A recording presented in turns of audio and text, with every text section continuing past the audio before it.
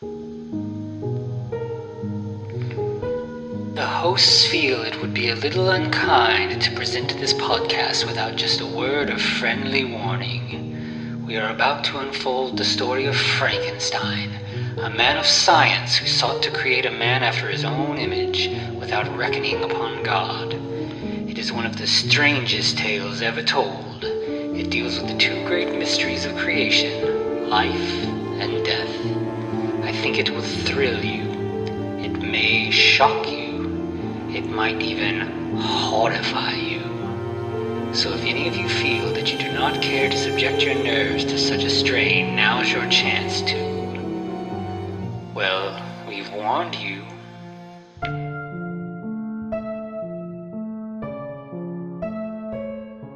Hello, and welcome once again to the Frankencast. I'm the mad scientist, Anthony Bowman. My pronouns are he, him, and I'm joined as always by... The creature you left in the gunk container too long that turned into something extra weird, that is Eric Velasquez. My pronouns are also he, him. I didn't know exactly how to describe that, but yeah. Chewing gum guy, I guess? Why not? We'll go with it. Yeah, it's something, all right. So this week, we are talking about not the return, not the sun, the curse of the fly. The curse of the fly, yeah. And, as the title would indicate, things are not looking so good for our fly family. No. So let's talk about my prediction last week. Kind of right, kind of wrong. Yeah, there's definitely an aspect of this that is similar to what you were talking about for sure. Okay. Do you want to know what I based my prediction on? Like I said, I had not seen this. What's that? So the son of the fly that'll happen, in the 90s? Basically the sequel to the Jeff Goldblum one. Mm-hmm. That had a very similar, it continued the infection down the line. That's it, pretty much. It was like, okay, I see, this seemed like this was, the third one may have been where the sequel took its inspiration. Yeah. That makes sense. Yeah. Did I just ramble? Probably. No. That checks out. That makes sense. And yeah, like as far as like, a curse definitely like implies sort of like a, family curse. Yeah, exactly. Yeah.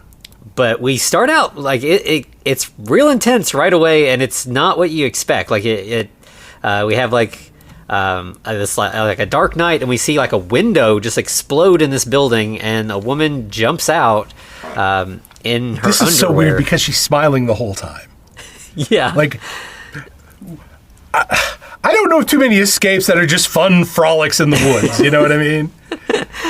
Yeah, it's definitely, and I feel like these kind of like escapes, what we'll eventually see is like a mental health facility, an asylum.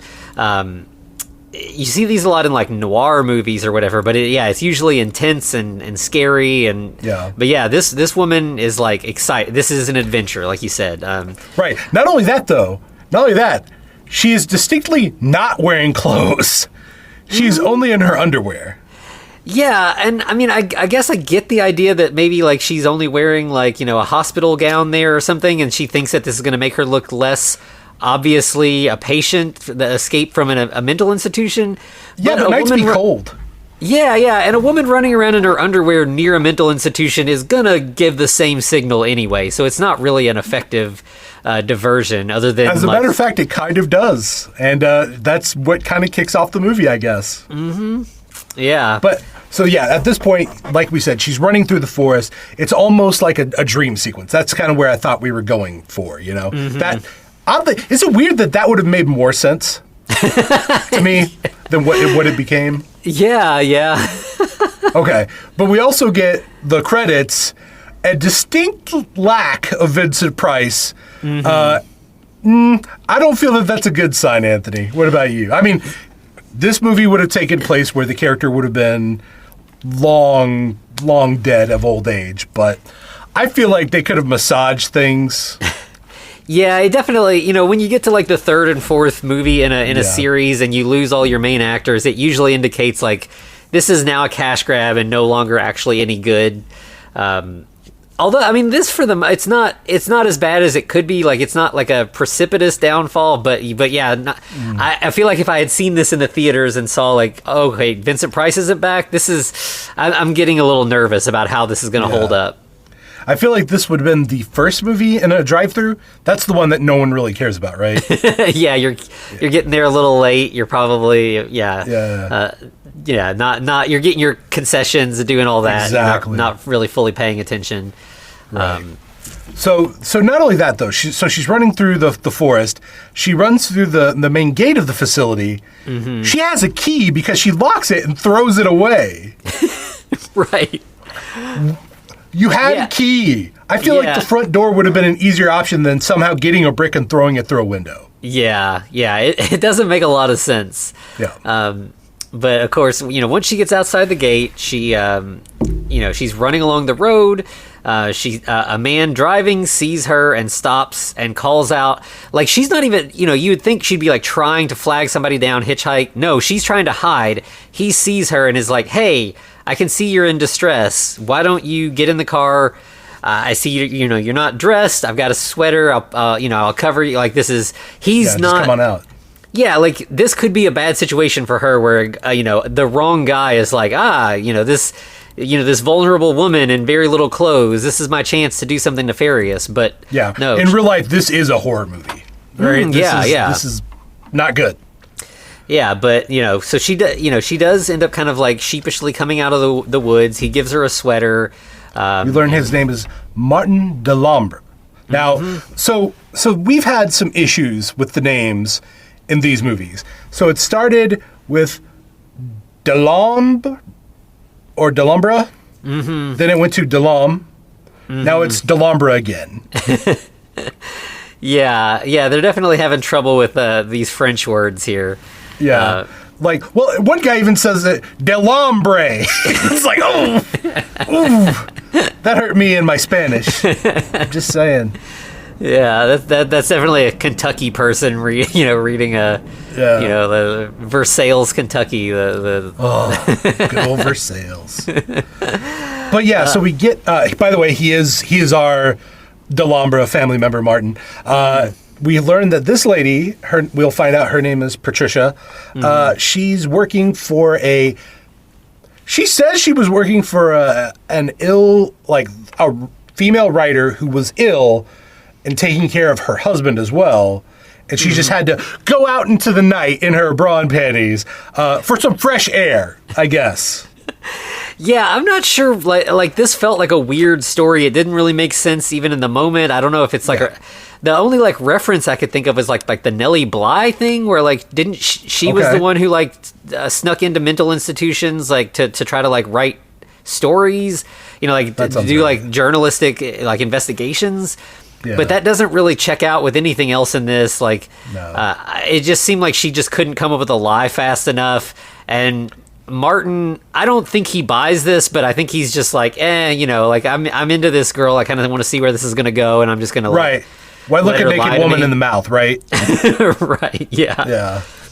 So he says he was headed to Montreal. As we discussed last time, this is in Canada. By the way, this is another gripe I have with this movie. Like, do they know? Like, am I wrong? Is Montreal's in Quebec, right? Do I have that wrong? I believe so. Because they treat Montreal and Quebec as two different places. Yeah. Like, they say I'm going from Montreal to Quebec. It's like, you're there. You done it. Congratulations, I guess. You've been there. Right. It's like, Americans in the 60s not knowing their geography, I guess. Yeah. All right. Sorry. But he's like so into like helping her. Like he pulls over somewhere and like sneaks behind a house and steals some clothes off of a clothesline for her. As you do. Yeah, she like gets dressed in like this kind of simple sort of work dress, and he's like, I know, I'll book you a hotel or a room at the hotel I'm staying at, and she's like, you can't do that. I wouldn't expect you to pay for that. And he's like, consider it a loan. You can get set up when you get into town, and then eventually you'll pay me back. It's fine. Yeah. You can call your family or your friends. Oh, you don't have those. Don't say that. Don't ever say that. Make them up. Right. Yeah. She basically, yeah, she admits she knows nobody. She has no prospects, no jobs lined up. There's nothing for her anywhere. And he's like, well, I'll give you a little bit more cash. You can get yourself some clothes so that you can go out and find a job. And you can tell she's like, I don't really want to accept this, but like I kind of have to. Like I have nothing, and this at least will get me some opportunities. Right. So then Martin calls his home. I think we might have avoided a racism here. Yeah, I was kind of surprised at this. Yeah, we have an Asian servant. Well, actually, we'll have two Asian servants eventually. The second one's absolute fail. We'll not even talk about that one. That one's a hard F for failure, because that is a racism for sure. Yeah, but so we'll eventually. This guy's name is Ty. Yeah. And he's like a servant, but like, he's not he is an actual Asian person, not like a Mickey Rooney and Breakfast at Tiffany's kind of thing. But he's not putting on an affectation or accent. He's just like, yep, I'm a Northern American Asian man that just talks like a Northern American does. Mm-hmm. Yeah. And yeah, he's basically like, oh, it's good to hear from you, Martin. How are things going on your trip? And Martin's like, I've got the lab equipment sort of like squared away. I'm setting up the deal. As soon as the equipment's available, I'll get it all packed up, and I will be back, at the house in like a week or so. Well, you really need to call your dad, because he needs to hear from you. He's been in London for some time. Mm-hmm. Okay. That's what we get. So as soon as he hangs up, Ty calls London, and it's like, on a walkie-talkie thing. They're using like spy code and everything. It's like a ham radio. Mm-hmm. They have like number call signs and everything. And he's speaking to Albert. And Albert, he says, I just spoke to Martin, and he wanted to know how his father was doing. And Albert's like, father's fine. So Albert and Martin are brothers. Okay, great. Yeah. So then after Albert gets off of the line, he goes and talks to their father. This is Philippe. He's a new actor now, because he's quite a bit older. And Philippe is saying that he's doing fine, everything's okay. And Albert's like, no, you need to tell Martin what's going on. Like, you're not good. And he like reveals that Philippe has like burns all over his like stomach, like his skin is all kind of like shriveled up. Yeah, we're gonna learn those are radiation burns. So it's not really done. Like, as much as Philippe likes to believe, hey, we did it, folks. Not so much. Yeah. Philippe's like, we need to celebrate. This is a success. We teleported me from all the way from Montreal to London. Like that's incredible. Right. And this time I didn't get flyhead. Yeah, but Albert's like, but like if every time you do this you're gonna get more radiation burns, it's gonna kill you quickly. Like this is not a viable plan. They didn't know that cancer was a thing. Yeah, this was when they were still like, hey, you have some lung issues, smoke a pack of cigarettes about it. Right.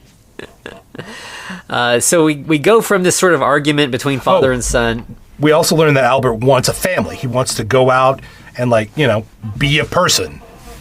Yeah. It seems like, in the previous movie, we had Philippe was like, he was clearly obsessive and driven. Like, he really wanted to carry on his father's legacy by, like, perfecting this technology. Right. And it seemed, clearly decades have gone by at this point, and he's still, like, he is our, like, Victor Frankenstein in this. Like, he can't give up on this dream, and it looks like it's sort of, like, to the detriment of his family relationships. Like, he is... Well, he's even pushing it upon his sons. Albert will even mention...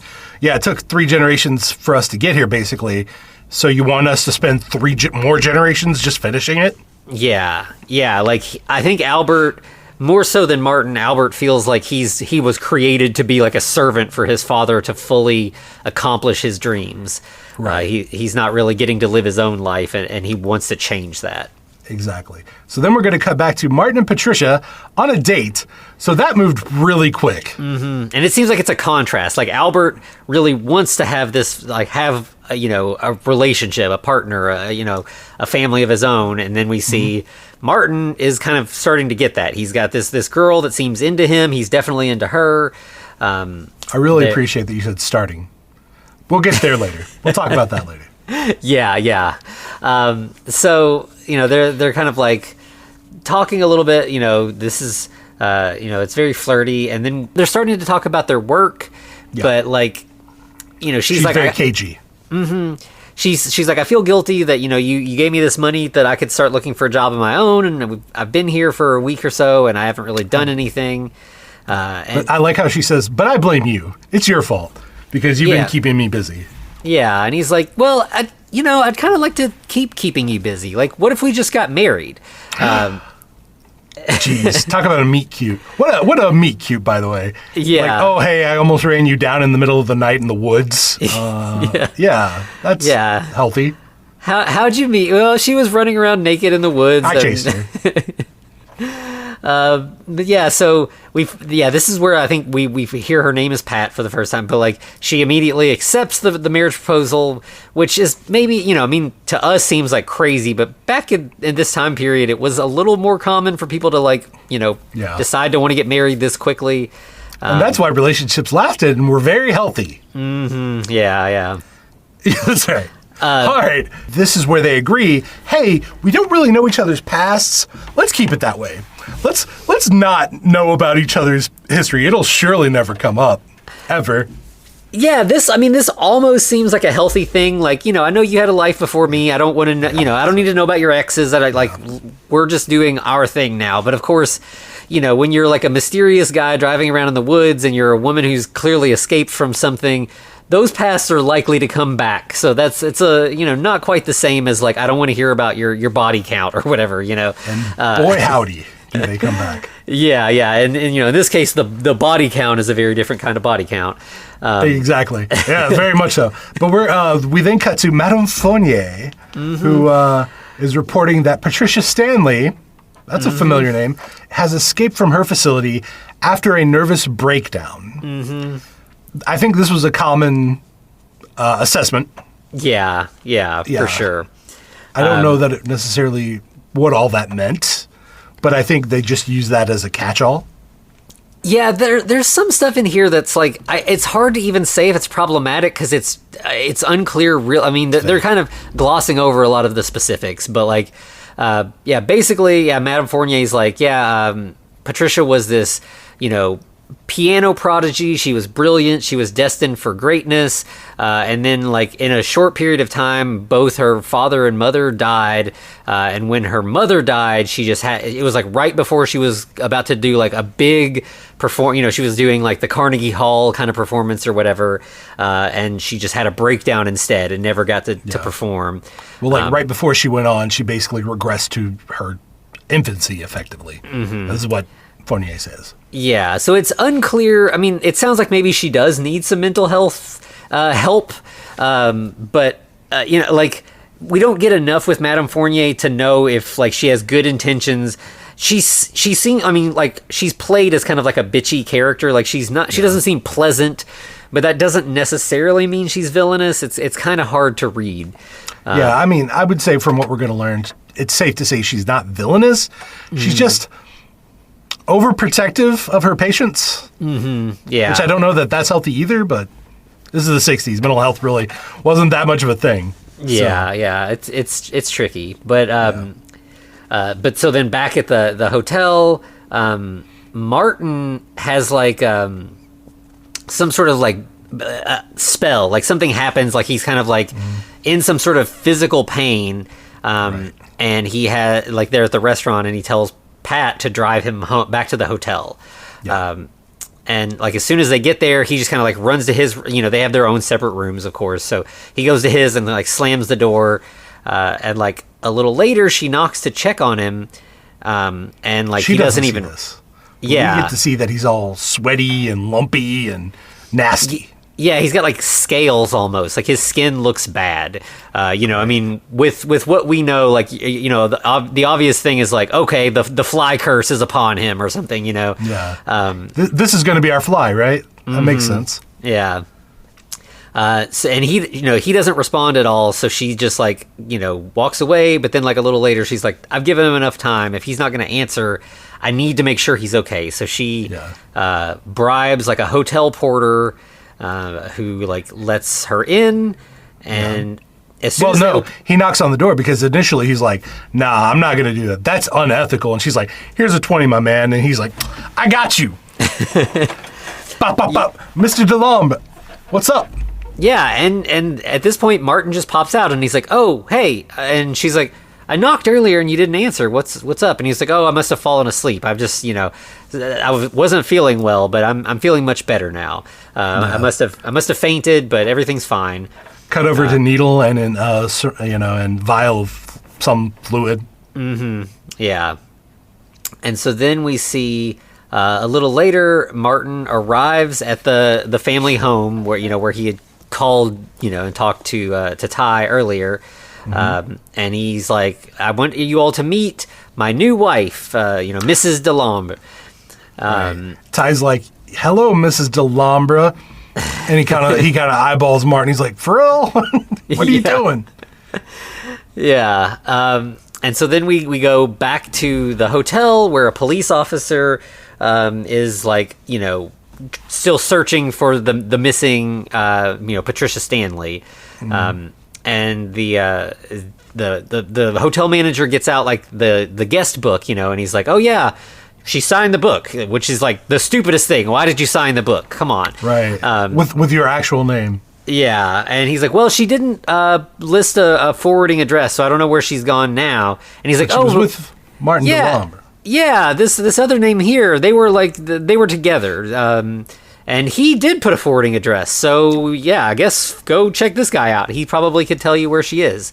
Right, and the inspector's like, "Delambre, that's a familiar name." Yeah. Now we're cutting to the bad part. This is where they fail. We're going to meet a lady. She's supposed to be Asian, played by. Her name is Renee. What was it? Anyway, she's like probably French Canadian or something. I don't know for certain. But she has done film and things like that in Britain. She's playing an Asian lady, doing the accent, doing everything bad. Her name is Juan. Anthony, this couple. His name is Ty, and her name is Juan.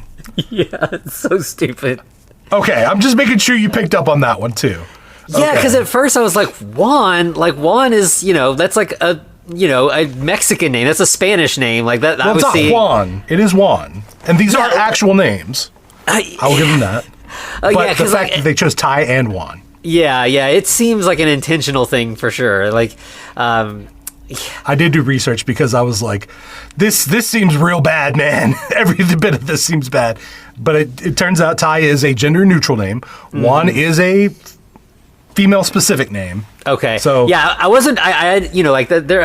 I'm aware of other people named Ty, but I had never heard Juan as like a other than like James Juan, like as a last name or whatever. But like, yeah, it's usually part of the name though. Okay.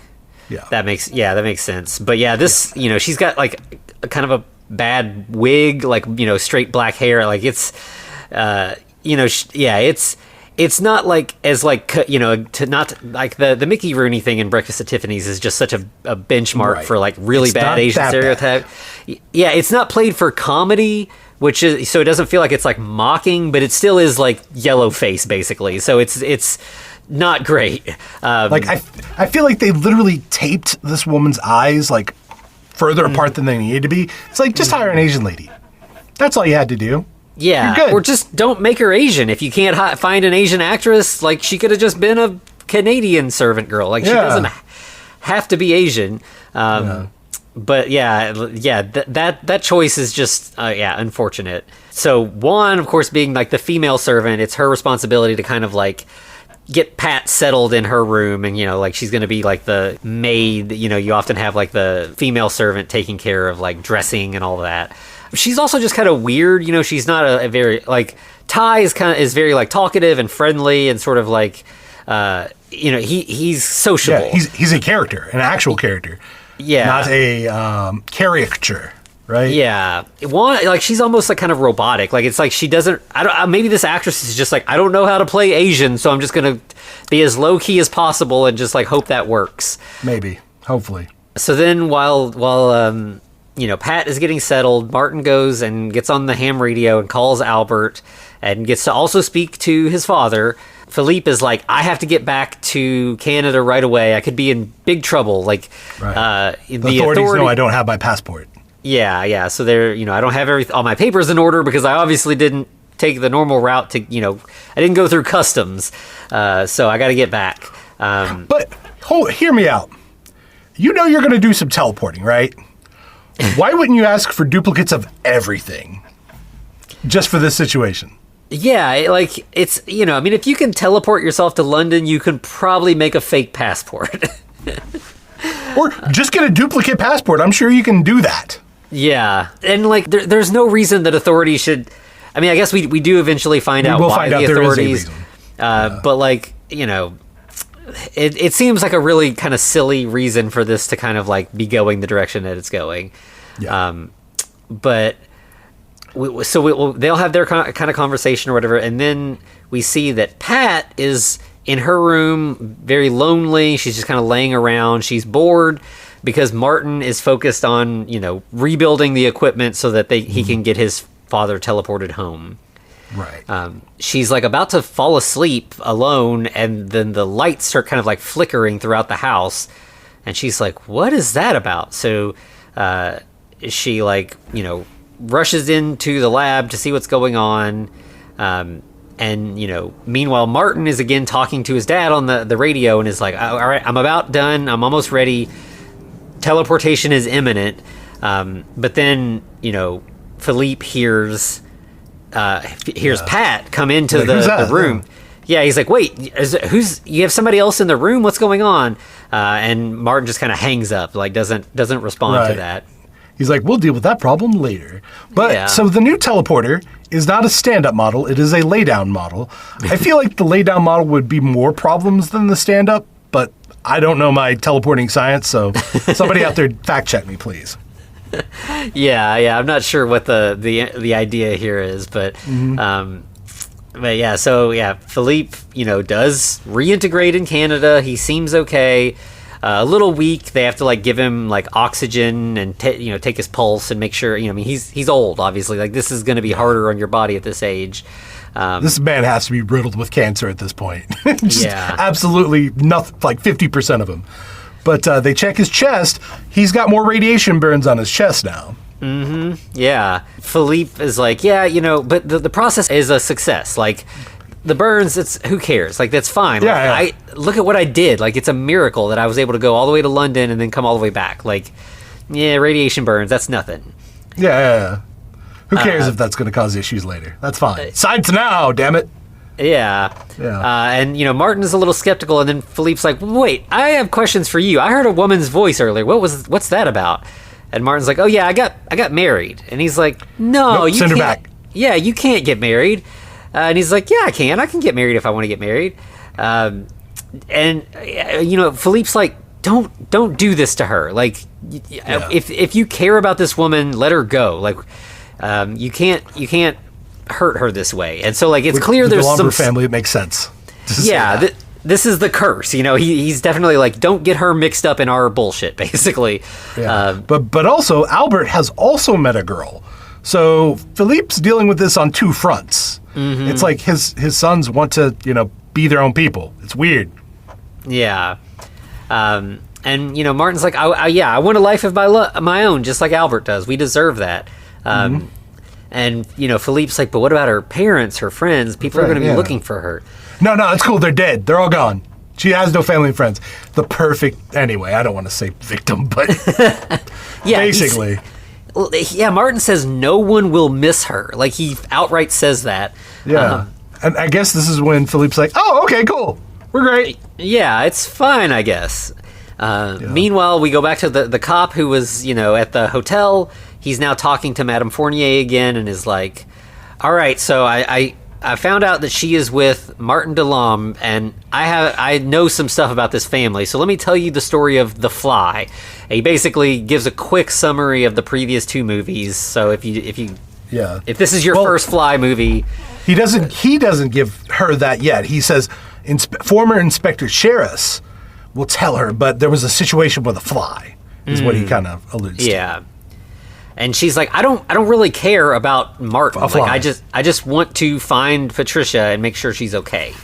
Yeah. So we cut back to a late morning with Martin and Pat. Turns out they've been sleeping since 1 p.m. So it was a good night. Yeah. And yeah, he's like, now my dad's here. You can finally meet him.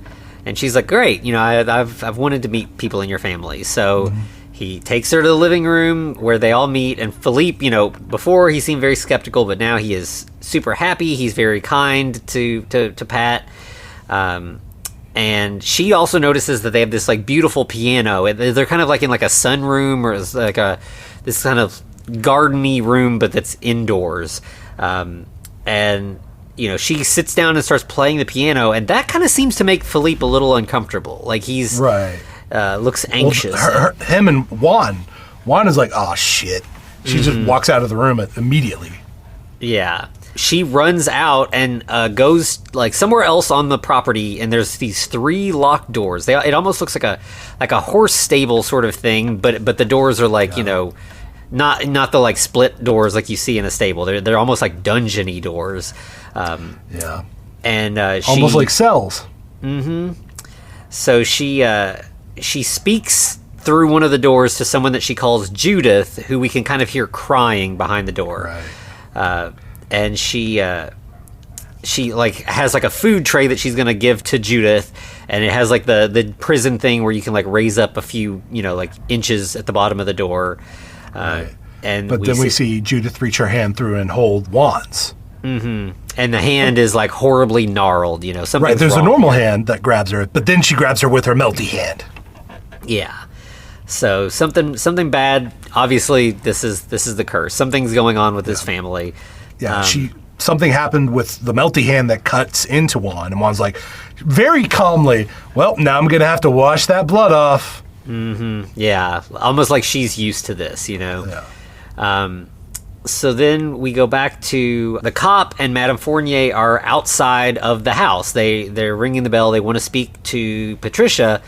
And Martin comes out and is like, no, go away. Like, they're like, no, we know she's here. And he's like, yeah, she's here, but we're married. Like, everything's on the up and up. Like, you have no reason to talk to her. They don't believe him at all. They're like, nope, you're keeping her in here. You and her are not married. That's not possible. Yeah, and they're like, yeah, and the cop smartly, instead of like trying to do like the whole warrant thing, he's like, I know what's going, like I know your family's whole deal, and you don't want any like unnecessary publicity. So I can make your life really difficult, or you can just let us in and show us that she's safe and okay and everything. And he's like, okay, fine. Right, but I do like how Madame Fournier says, I have the right to see her. I mean, you don't, because, you don't have the right to see her, but you do have, like, responsibility to check on her. Yeah, like, the cop could have the right to, under the right, like, legal circumstances with warrants and whatever, but... interestingly, like when they come inside, Pat sees them and she just like takes off running. She is scared. She does not want to be taken back to the institution. Right. But Martin's there and he backs up, Philippe's there and he backs up Martin's story. He's like, yeah, they're married. I should know. I'm the dad, basically. Mm-hmm. Yeah. So, while Pat's gone, Martin's like, stay here, I'll be right back. And he comes back with a marriage certificate and shows them. And Madame Fournier is like, okay, yeah, this checks out. You're married. I guess that's fine. But I still want to speak with her. Yeah, and you should know, she escaped from a mental health facility. She is ill. And if you're going to try to keep her here, you need to sign like liability papers that like, things could go wrong. Like, I don't know what will happen. She's not, when she was under our care, we kept her safe. We have orderlies. We have all the things in place to make sure she's okay. Yeah. And Philippe's like, send me those papers. Mail them to me. You don't come over here. You mail them, and I'll sign them. Yeah. Cut to Pat, who in her attempts to run has also found those 3 doors. And she opens, so the Judith one was the far left one. Right. But she goes to the middle one, and there's like one of those like sliding like peephole things.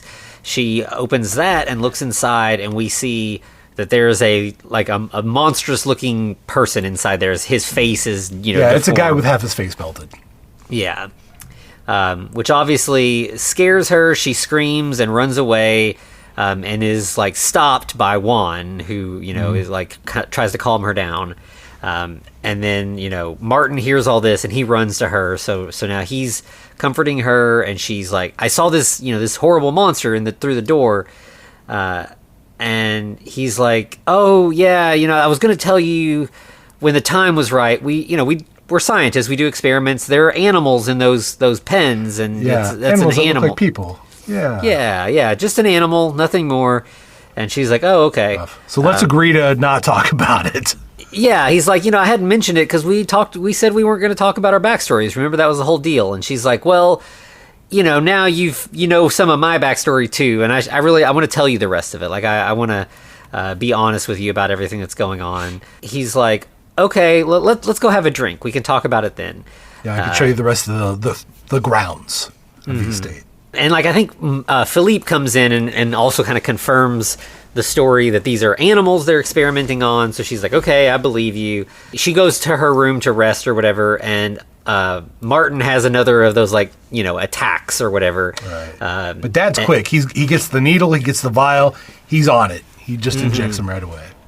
Yeah, and he's like, you have to stay on this. We can't afford to be careless right now. Your whole stupid marriage thing is really forcing our hand. We're gonna have to reveal our work soon. This really kind of speeds up our whole plan. Right.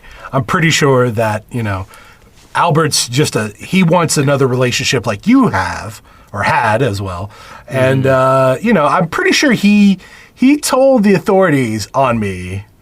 So he's trying to get me out of the picture. So we need to do this quick. Yeah, he's always hated our work, and I think he's gotten to the point that he's actively sabotaging things now.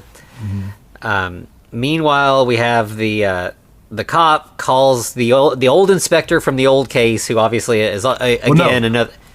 Is this the old inspector or the second inspector? I guess sheriff's may have been the old one, right? Yeah, I'm not. It's obviously it's a new actor. He's like old, as time's gone by. Right. He gives them a little bit more of the rundown of the case. Right. He basically explains, "Oh yeah, Martin and his wife of several years, he couldn't be married to a new lady because he's been married to a lady by the name of Judith for several years now. She was a great pianist." Yeah. And what's this? So everything's kind of coming together, like why people would have been freaked out, like why the piano was there, why it might make people nervous when Pat starts playing it, why it would cause Judith was upset. Yeah. All of it makes sense now. So then we see that night, Pat wakes up all alone, and she hears the piano downstairs and is like, that's interesting. So she walks downstairs to investigate. A lady from the side. Everything looks normal except she's only playing with one hand. And then Pat turns on the light, and the lady looks at her, and then we see that she's kind of got like the Two-Face thing. Like one side of her face is all melted. And we see that her other, her hand, as we saw before, is also deformed. So Pat faints.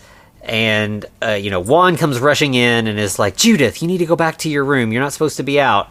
And then we just see, like, a little later, Pat is waking up in her bed with Martin next to him. And he's like, "Oh, wake up, honey. I think you were having a nightmare." We probably should note, trigger warning for those of you who do not like gaslighting. It's going hard in the paint here. Yeah, so much gaslighting for a little bit. From here on, we're gonna have so much of it. It's pretty rough. And at first she's like, no, I saw it. It's real. And she's like, I saw Juan. Get her in here. She'll confirm. I was downstairs. There was this lady. So Juan comes in. Yeah, and Juan's like, "No, I was cleaning in there, but she never came in there while I was there. I haven't seen her all night." Right. And she's like, "You guys are against me. What the heck are you doing? Like, clearly I know what I saw." And Philippe's like, "You're wrong. You're completely incorrect. Nothing of the sort has happened. Just go to sleep, pull yourself together. Take some pills and it'll be fine. Don't worry about it."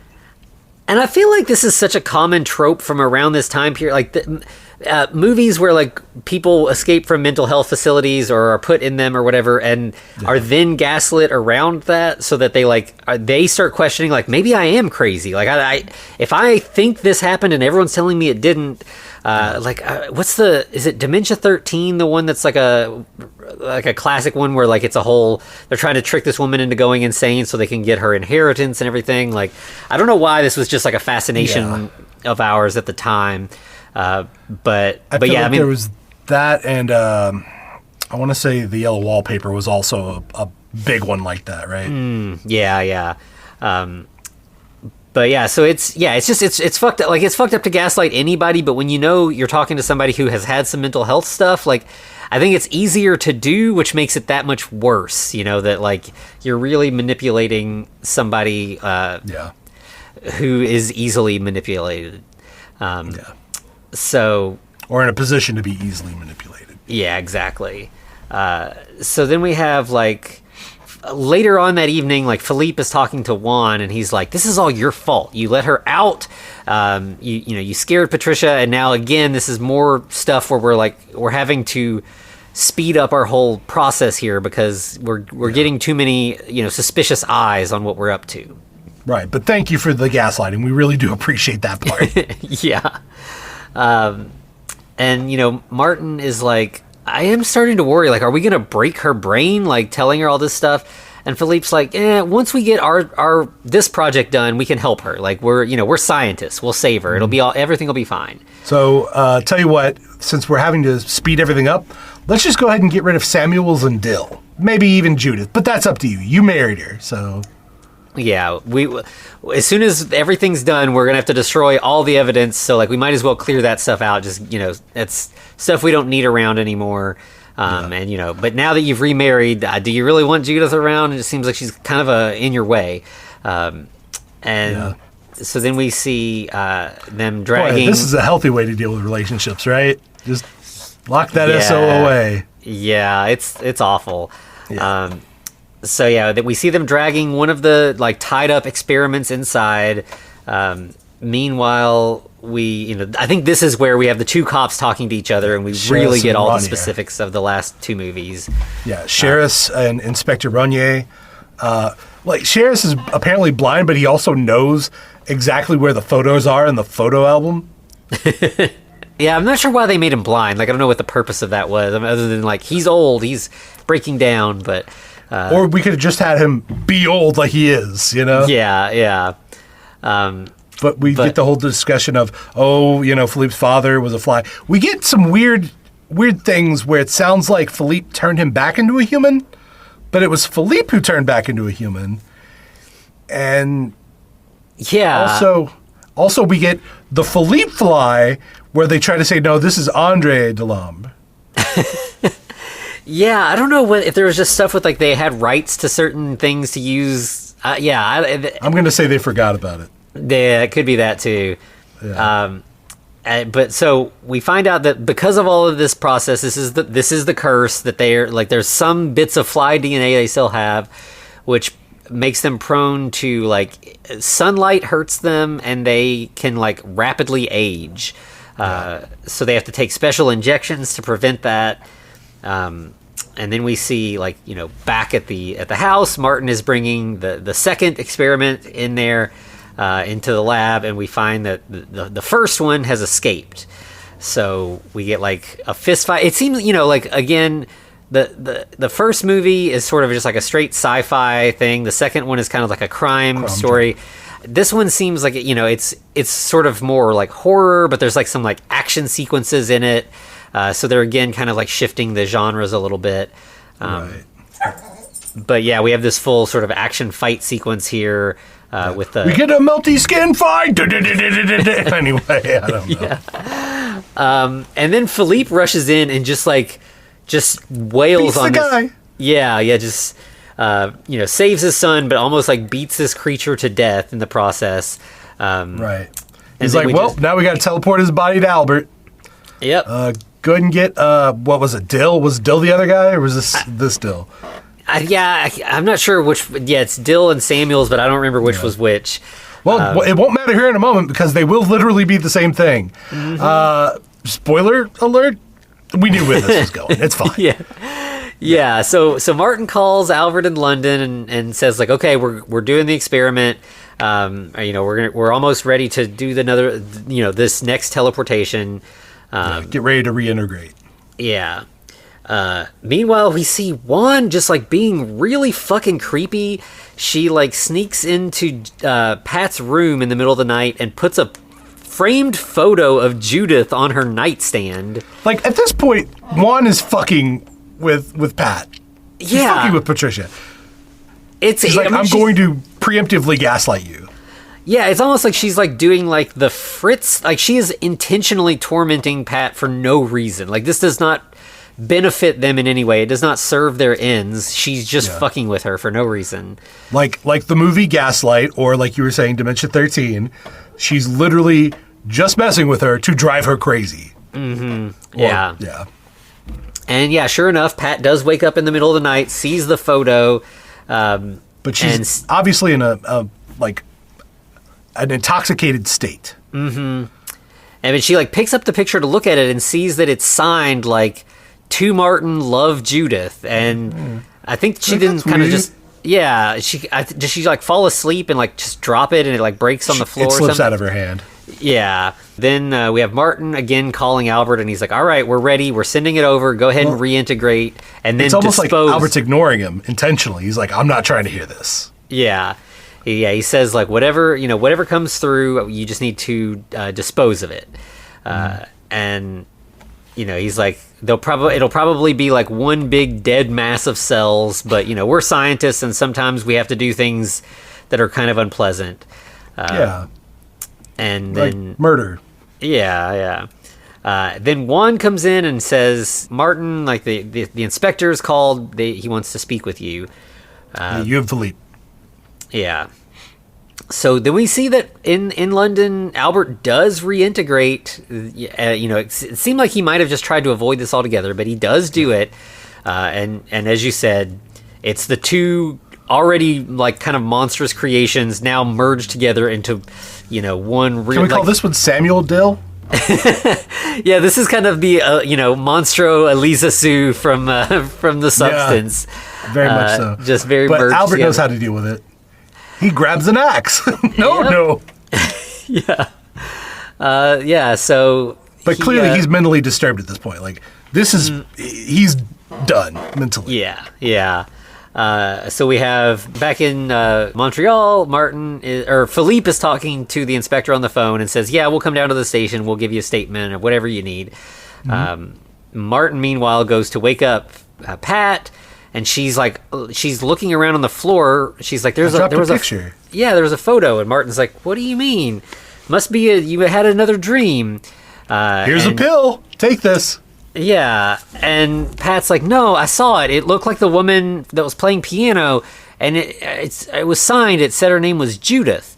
And Martin's like, Judith? And like he does not do a good job of like faking like he doesn't know what she's talking about there.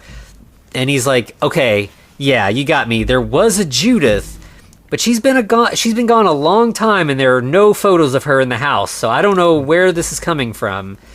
Right. And Pat's like, am I going crazy again? And that's just heartbreaking. It's like, jeez. And it like gets through to him a little bit. He's like, okay, yes, you did see Judith. She is around. She's very damaged because an experiment went wrong. Yeah, you know those animals? Turns out those are actually people. We've messed up. Yeah. And she's like, she's stunned. And he's like, I know it sounds really bad, but I swear I'm not a monster. Let me explain. Yeah, this technology would change the world. It would help so many people. You can't make an omelet without breaking a few eggs, basically. Like, it sucks that this happened to Judith, but it was going to be worth it.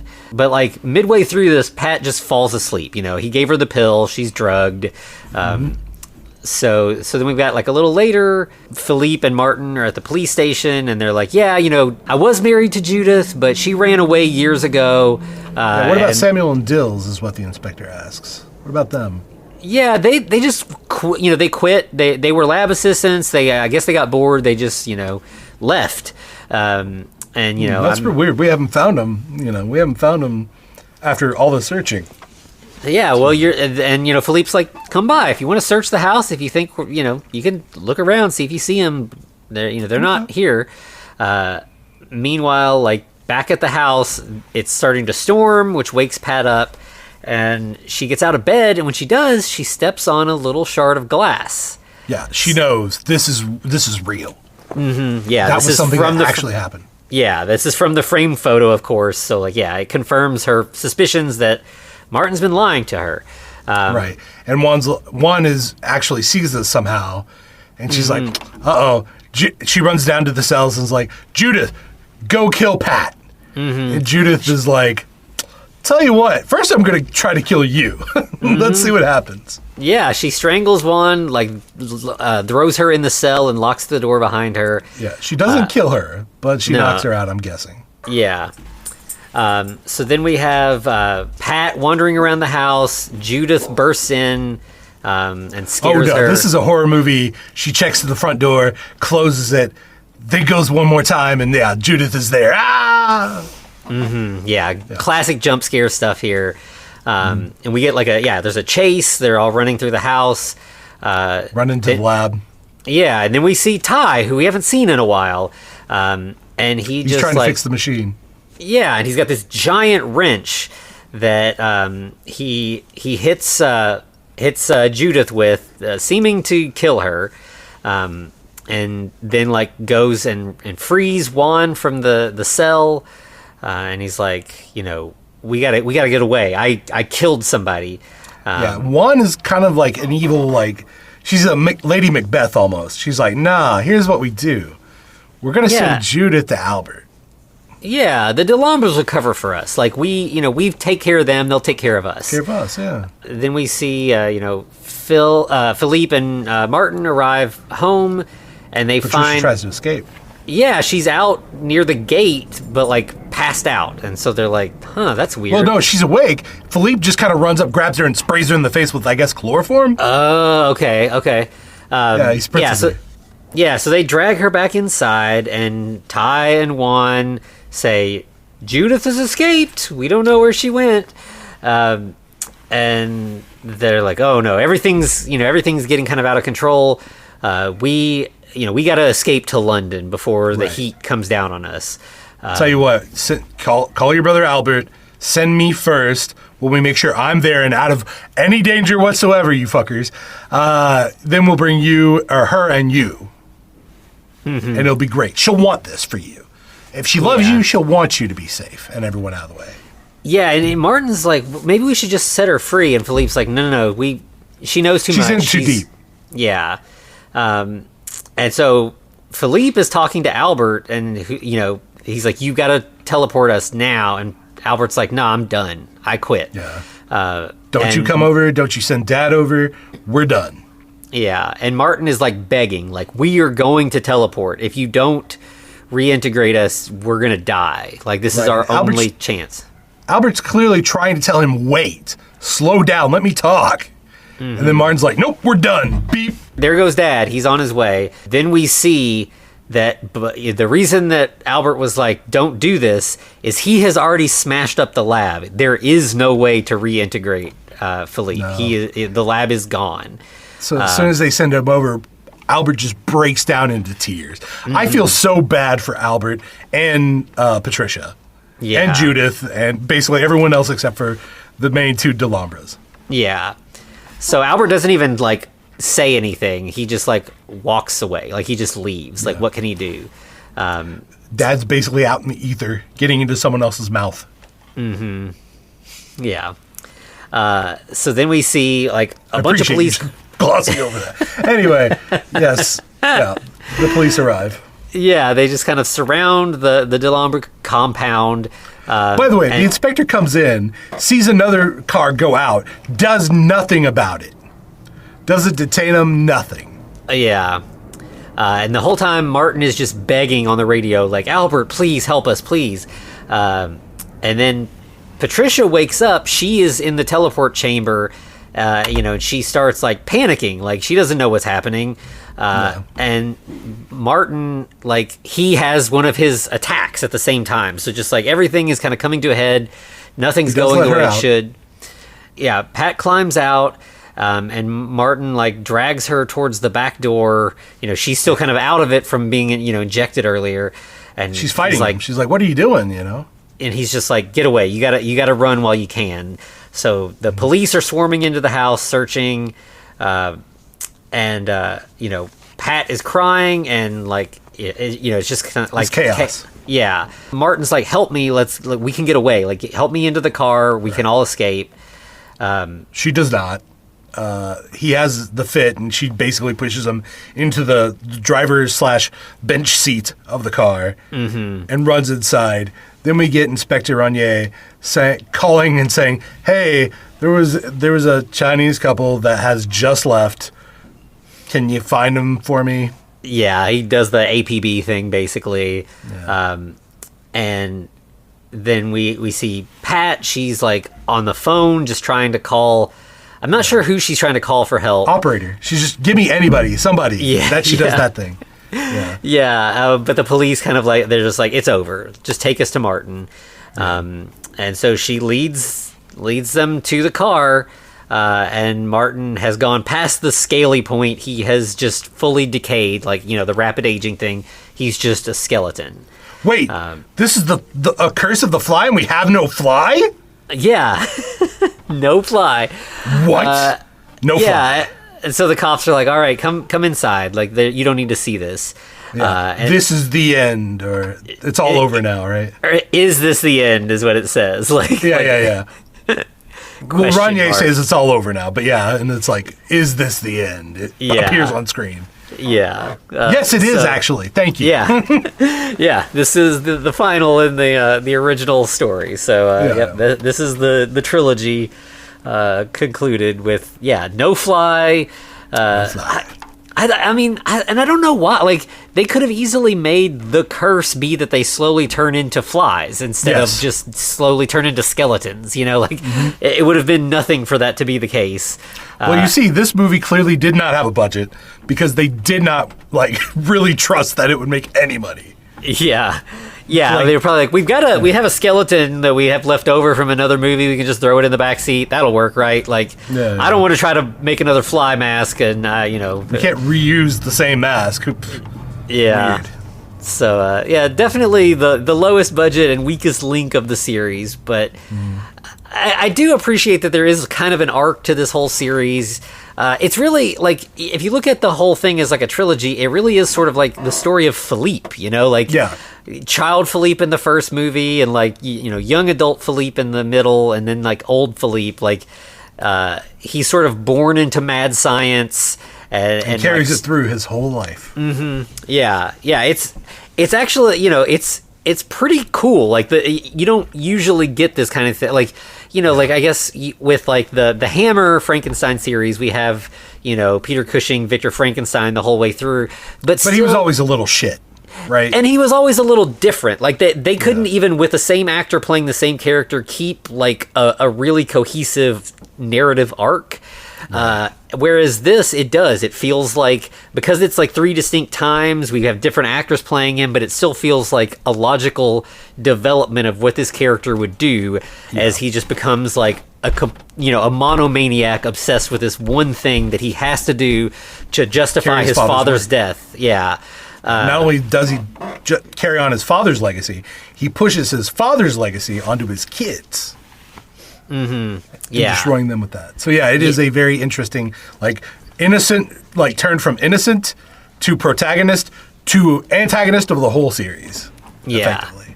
Yeah, and like, so the curse of the fly is less this aging thing and more like the obsession. Like, Philippe has been cursed by what happened to his father to like be forced to pursue it, and that's the family curse, is that he can't stop, and he passes it on to his sons. That's what affected his father, right?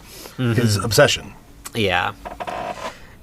So I really, like, again, like, I had seen the original, I had not seen these other two, but I was really impressed that they managed to do, especially during this time period where like a trilogy of movies was not like a common thing, to have this one kind telling of a cohesive story, especially. Yeah, absolutely. So, I gotta say, I wasn't like, I was looking forward to seeing these because I hadn't, but like I wasn't expecting a lot out of them. Like I was like, okay, these are going to be dumb drive-in popcorn movies, and that's fine. Right. That's what I expect out of them.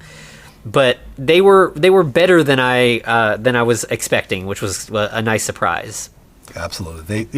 I mean, I give this last one a lot of crap, but they did what they had, or they did what they could with what they had. Mm-hmm. And yeah, fair enough. All right. Anything else we got to say about it? I think that's it. Hey, Anthony, I'm looking at the schedule, and I could swear that it says The Fly again. Huh, that's weird. We just did that, right? Like, yeah.